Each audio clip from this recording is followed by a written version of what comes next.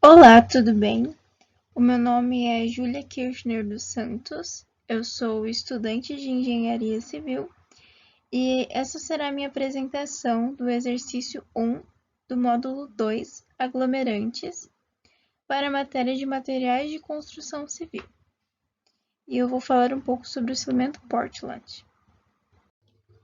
Bom, agora eu vou falar um pouco sobre o processo de produção do cimento Portland. Que o cimento Portland ele é constituído principalmente pelo clinker. E para atingir o clinker, ele é necessário passar por um processo de fabricação desse clinker. E esse processo de fabricação ele influencia algumas características do cimento, como por exemplo a hidratação e a resistência inicial e final. Além disso, há outros componentes que são colocados juntamente com o clinker para a fabricação do cimento, com o objetivo final de melhorar a sua composição. E essas quantidades, tanto do clinker e tanto dos outros componentes, eles são determinados a partir da ABNT, da norma. Então, a partir disso, nós sabemos que o cimento Portland ele vai passar por um ciclo de vida, que seria desde a extração da matéria-prima até o descarte do produto.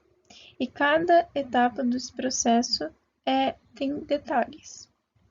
Então, resumidamente, depois da extração da matéria-prima, nós temos que a transformação do cimento passa por algumas fases e passa pela britagem, a pré-homogeneização, dosagem, a moagem, passa pelo forno, resfriamento, as adições, moagem do cimento, até ir para a expedição, que é isso que eu vou falar nessa apresentação, de cada uma dessas etapas para a produção do cimento Portland.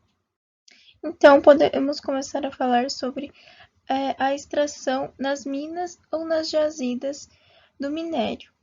E as extrações, elas podem ser realizadas em jazidas de calcário ou subterrâneas ou a céu aberto.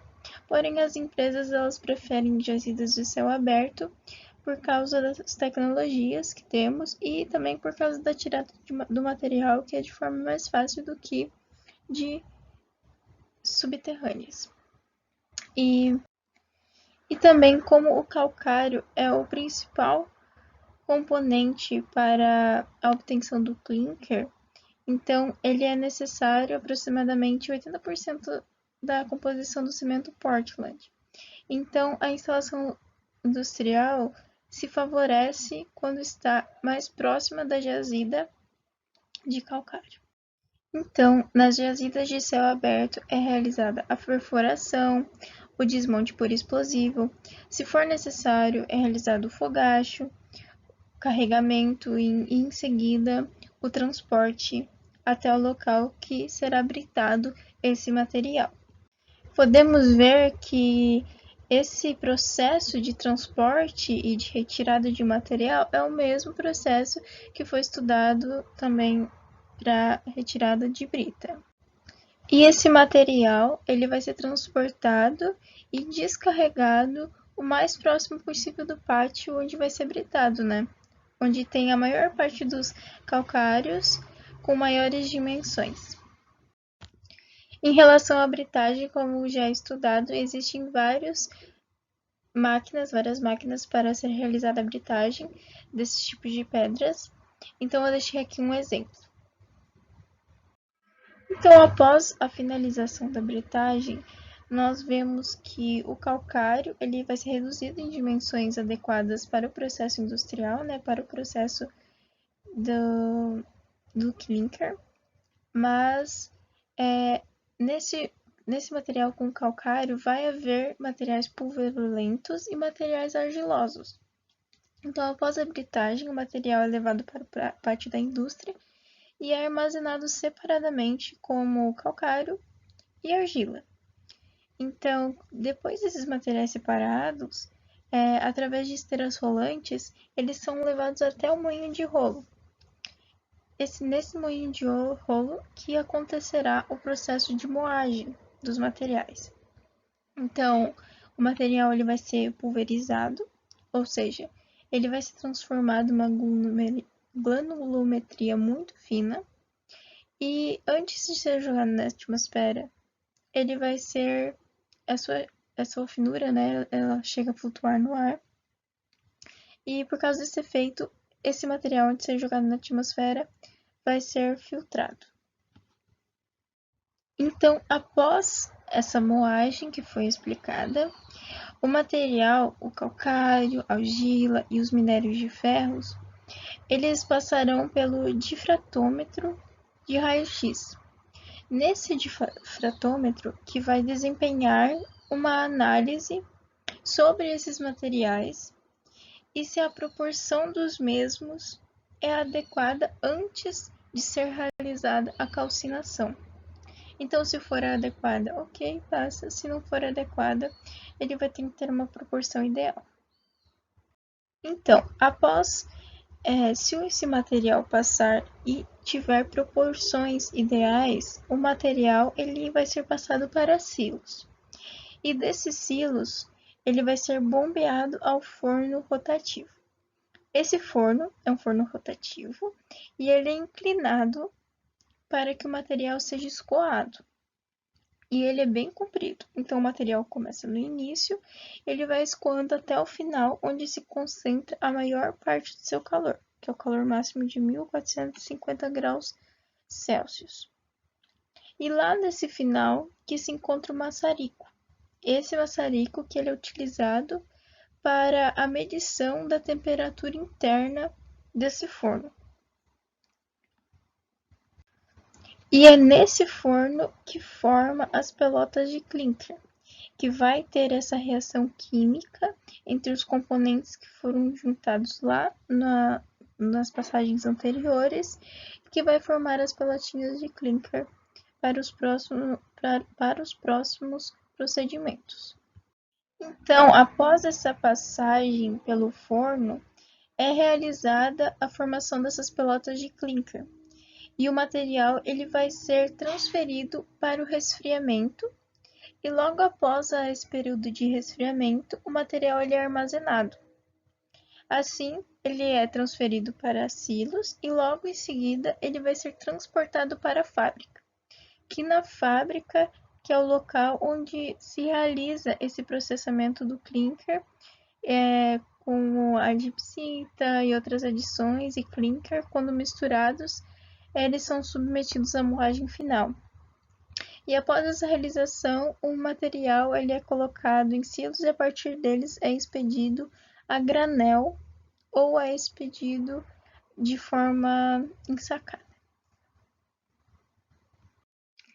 Agora eu vou falar um pouco sobre o processo de hidratação do cimento Portland, que após esse procedimento de fabricação, ele precisa reagir com a água para ser hidratado. Então, eu vou falar desde o seu processo da matéria-prima até alcançar a formação do clinker e suas misturas. Então, basicamente, nós temos as matérias-primas, que seria o calcário, a sílica, o óxido de ferro, o óxido de alumina.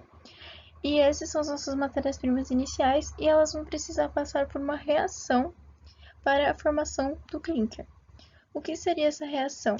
É aquela que eu disse anteriormente sobre ter passado pelo forno de 1450 graus. A partir disso, é formado o clinker, que é uma reação que forma outros componentes, que seriam o silicato de silicácio, silicato trilicácio, alumínio trilicácio, ferro aluminato, tetralicácio. Então, essas são as reações da passagem pelo forno. E a mistura das pelotas do clinker com outros materiais de gipsita que passam pelo moinho dos mols a serem triturados e assim é obtido o cimento Portland. Então, eu vou falar um pouco mais disso para frente. Esses componentes reagentes após o forno que eu comentei anteriormente são eles que dão as propriedades e características fundamentais no cimento Portland. Então, sem esses componentes, ou com proporções diferentes da norma, não será obtido um cimento de boa qualidade. E também, esses componentes eles têm a propriedade de reagir em presença de água, né? Tanto que o silicato de cálcio e o silicato trilicálcio, eles reagem mais em presença de água do que os outros componentes citados. Então, o que acontece quando o cimento Portland se mistura com a água? O que acontece com esses materiais de reação quando eles se misturam com a água? Então, o cimento Portland, quando ele se mistura com a água, ele adquire propriedades adesivas que se dão por causa dessa reação química do cimento com a água, e isso se denomina a hidratação do cimento. Então, a definição de hidratação do cimento é isso. O cimento em si, ele não é um material cimentante, mas sim os seus produtos, né, seus componentes de hidratação que tem um cimentante. E por isso a compressão da quantidade de calor liberado e a velocidade de reação são importantes de serem ressaltados. Então, os grãos de cimento secos, eles não têm nenhuma reação de endurecimento. Mas para essa hidratação é necessário a água. Então, ao receber a água, os grãos eles começam a expelir umas agulhas. Eles são muito pequenos, muito finos, mas eles começam a expelir umas agulhas que são chamadas de etríngita. E onde essas formam expansão e entrelaçamento entre grãos. Ou seja, elas vão se expelir, cada um desses grãozinhos, e cada um desses grãozinhos eles vão se entrelaçar. E por isso vai formar a liga do cimento. Então, quanto maior a quantidade de cimento, maior vai ser a resistência do concreto. E os efeitos químicos estão relacionados com a capacidade de reação do hidróxido de cálcio, formada durante a hidratação do cimento Portland, formando o silicato de cálcio hidratado. Então, com a água sendo misturada com o cimento, com os aditivos, com o agregado, eles vão formar a mistura desejada, que pode ser a pasta, a argamassa, o concreto magro, concreto armado ou o concreto protendido. E esse processo ele vai envolver cautela, né? E algumas dessas precauções elas devem ser tomadas, como a temperatura. É um cuidado que deve ser tomado para que o material ele não seja prejudicado. As temperaturas baixas e as temperaturas altas, elas vão interferir no processo de cura do concreto e podem afetar na resistência do material. Então, a hidratação em temperaturas muito altas, né, muito quente, vai ter a perda de calor de hidratação formada. Para o meio, ela vai ser maior. Então, pode haver fissuras superficiais com um efeito negativo. Já a hidratação de temperaturas muito baixas vai ter a perda de calor de hidratação formada no meio menor. Então, as reações de hidratação ocorrem lentamente. Em relação aos problemas patológicos, foi pego um artigo referente ao ataque de sulfato em concretos. Então, o artigo escolhido foi as reações expansivas internas no concreto, uma revisão sistemática. E ele refere-se às manifestações patológicas em que os constituintes do concreto e a umidade do ambiente reagem, formando produtos expansivos em seu interior e tem o intuito de verificar quais são as reações expansivas e o que tem estudado sobre elas nos últimos 10 anos. Assim, foram encontradas 3 reações: a reação álcali-agregado, a RAA, o ataque externo por sulfatos e a formação etríngita tardia, né, o DEF. Porém, o resumo, né, o que eu escolhi da parte desse artigo para analisar será focado no externo por sulfatos. Então, nós temos que o ataque externo por sulfatos é a interação entre os íons de sulfatos e o concreto, que ocorre principalmente em regiões com ambientes marítimos ou industriais, pois a utilização das estruturas, né, de concreto nesses locais se torna mais flexível e disponível em relação a matérias-primas. E há nessas regiões concentrações de íons de sulfato, onde esses íons eles vão penetrar no concreto e eles vão gerar reações expansivas. Então, os mecanismos de ação, tanto físicos e tanto químicos, eles geram fissuras pelas expansões nos poros e aumentam a permeabilidade, que aumenta a chance de introdução de outros agentes agressivos, além do sulfato. Então, acontece o amolecimento, a degradação e a escamação do concreto, além de poder causar a total perda da resistência do mesmo. Então, falando um pouco sobre o mecanismo químico, ele pode ser definido como a ocorrência dos íons de penetrarem, né, no concreto e reagirem com o componente chamado GH, que seria Portlandia, que é um produto de hidratação para gerar o gesso. E neste ele reage com o monosulfato e gera a intríngia, que esse dependerá da temperatura do ambiente e da solubilidade nos poros do concreto. Isso na questão do mecanismo químico. Agora falando somente do mecanismo físico, que ele pode ser definido como a ocorrência da variação da umidade e temperatura.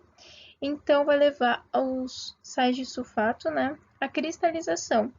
E esses se cristalizando, quando eles forem misturados à água, eles tendem a aumentar de volume no interior do concreto. E o concreto e expansão não vai dar muito certo, não é uma combinação favorável. Então, essas tensões e trações que são geradas no interior do concreto, elas vão aumentar de volume, e se superarem a resistência à tração do concreto, vai acontecer de que o concreto vai se fissurar e inclusive vai estar visível na superfície da estrutura. Então, como método para evitar essa patologia que foi citada e como uma proposta de pesquisa, temos que a ausência de CH, que seria o hidróxido de cálcio, a baixa reatividade dos produtos hidratados na presença de íons de sulfato e a presença de um revestimento protetivo de gel de alumínio ao redor do agregado são algumas características que elas previnem um ataque externo por sulfatos, e também eles podem ser encontrados em alguns cimentos específicos, né, com grande quantidade de alumina. E elas vão certificar essa resistência ao ataque. Então, essa proposta de pesquisa está baseada nisso. Então, essa foi a minha apresentação e essas são as minhas referências bibliográficas. Muito obrigada por assistir até agora. Tchau!